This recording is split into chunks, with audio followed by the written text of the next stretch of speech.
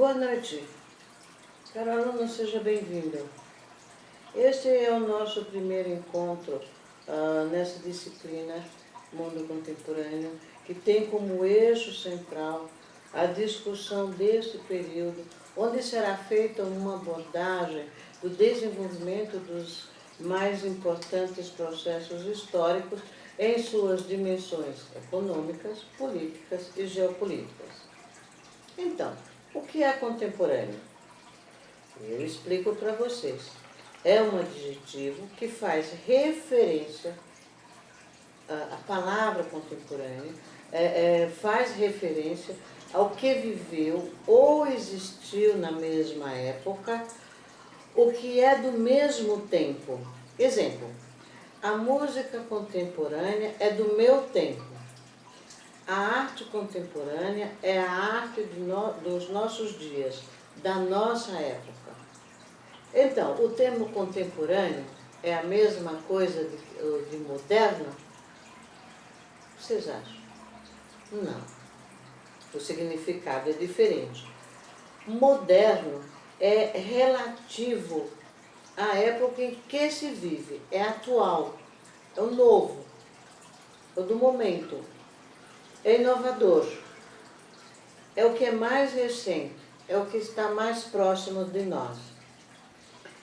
Então, o que é isso de contemporâneo dentro da história? É a fase atual que o homem está vivendo. Essa fase sucede à história moderna. E aí? A história da humanidade ela é dividida pela historiografia tradicional em períodos: história antiga, história medieval, história moderna e história contemporânea. Essa divisão corresponde a acontecimentos ocorridos principalmente na Europa ou em decorrência da ação do seu povo. Essa forma tradicional de periodizar a história denota ser uma visão extremamente eurocêntrica, ou seja, tem a Europa como o centro de todos os acontecimentos. Essa divisão está sendo revista, pois é preciso se levar em consideração a existência de grandes civilizações, com grandes culturas, ao longo da história, também fora do continente europeu. E para entender melhor, essa divisão ela foi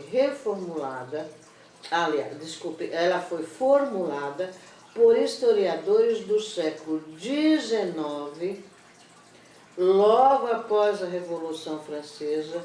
Vejam, Revolução Francesa, 1789, final do século XVIII. Né? Sendo assim, a expressão idade contemporânea era o último período do processo histórico vivido até então, e tais acontecimentos por esses historiadores. Ficou claro? Eles eram do século XIX, Revolução Francesa, século XVIII, e foram acontecimentos vividos por esses historiadores.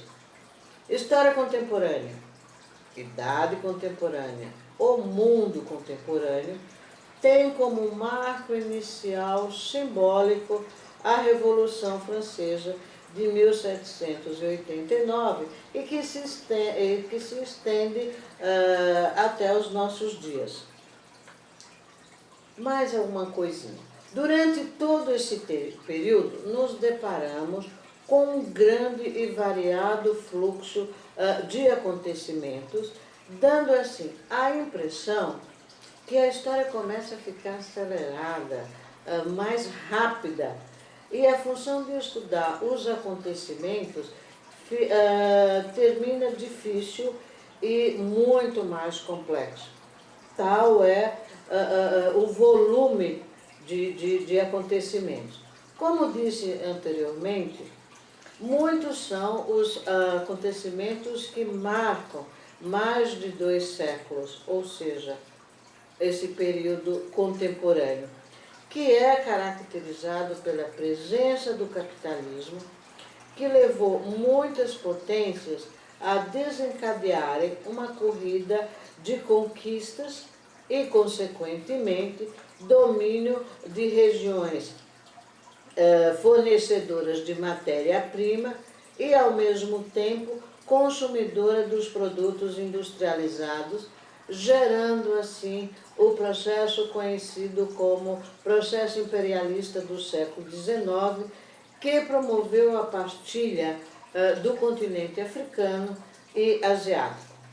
Outro fator importante do século XIX foi a unificação, embora tardia, da Itália e da Alemanha, provocando a instabilidade na Europa com a entrada de novos países na corrida imperialista.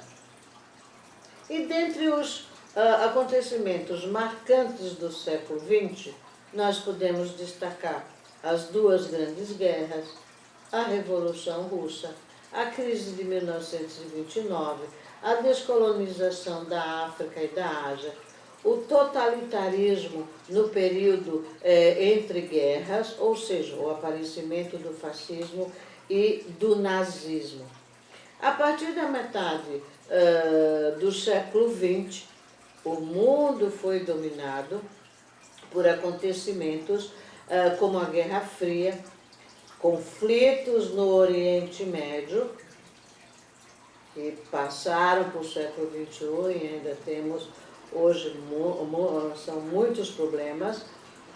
América Latina, mudanças políticas na América Latina e também o Brasil. Resumindo, o mundo contemporâneo é marcado por características como capitalismo consolidado